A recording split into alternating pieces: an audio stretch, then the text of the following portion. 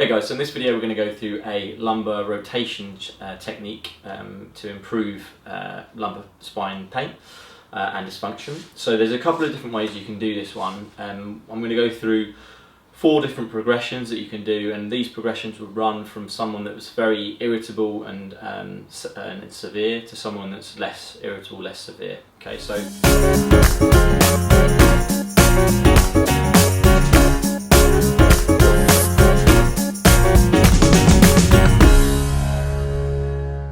the first thing you obviously want to do is pivot the patient to the area where you want to be working. So what we would do with Kate is bring the knees up, have the hands between the spinous processes, and we would pivot them to the point where you want to work. So again, with with people, it's going to be a case of the lower lumbar, you come more into flexion, but you can feel where you want to work. And then what I'm going to get you to do actually, Kate, is just come back a little bit on the bed. So for the easier version, you probably want the feet onto the bed so they're quite supported. And then just arms across the chest. And then literally we're just going to have the hand wrapped around the ilium, essentially. And we're just going to be blocking the shoulders and then just coming into a rotation. Sometimes I like to get my hand and use my forearm to do this as well, so I can kind of just be right onto the spine and just literally rotate through, and I'm using my body to create this rotation. Just a little dip of the knee and moving the shoulders and then just create that rotation, or again using my whole hand around and creating that rotation like that. So that's the easiest version of what you can do. Then to add a little bit of a difficulty component, what I can do is just ask Kate to give me her underneath arm, rotate her through a little bit. Again, you can come onto here so that you can rotate as much as you need to get to the specific point that you want to work on. Arms across, and then same thing, so I'm just rotating again. So the second and third, this one and the third progression, you can play around with it in terms of how much or how sore it might be for the individual. Some people might actually find this one harder than the third, some people might find the third harder than the second.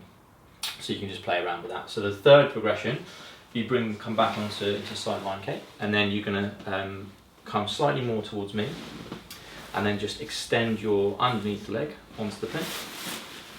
So, like that. And then you're going to hook the foot just into the knee crease there. Okay, so you're creating that rotation. Again, same thing. With all of these ones, you can have the hands in this position, so literally just hands up on top of each other, and you can come through like that. So this is another handhold you'll often see. And sometimes, especially with shoulder injuries or people with shoulder problems as well as lower back, arms across the chest and just blocking at the shoulder can be useful. So you can do either of these two things. We're going to just stay with that for the moment. So again, this one would be your third progression. Again, coming into that rotation and then creating that mobilisation.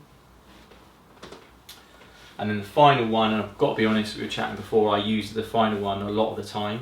And a lot of the time what I'll do is I'll rotate someone less if they're a bit more irritable, or more if they're less irritable. So I often will bring patients into quite a rotated position unless they're extremely irritable, and then I'll use one of these other variations. So this one obviously would be you pivot, you get the person into the same position where your foot is hooked into the knee crease.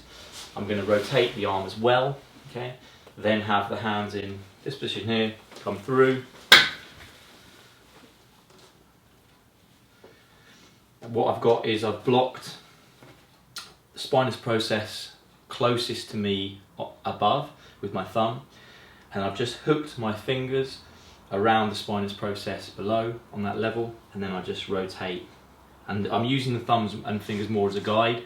Most of my rotation is happening through the slight drop of my left side and my forearm onto the ilium on this right hand side. And this would be used for a right-sided problem, so it's the top side that you're going to be getting more stretch on, and people will feel it generally on that side. Okay, so that would be your progressions of lumbar rotational mobilisations for your lumbar spine. Thanks for watching, guys. I really appreciate your time, and hopefully you got a lot of valuable content out of the video. Please don't forget to subscribe by clicking up here. This will mean that you don't miss out on any of the strength physio videos. Also, check out my next video down here, and I will hopefully see you on the next video. Cheers, guys. bye.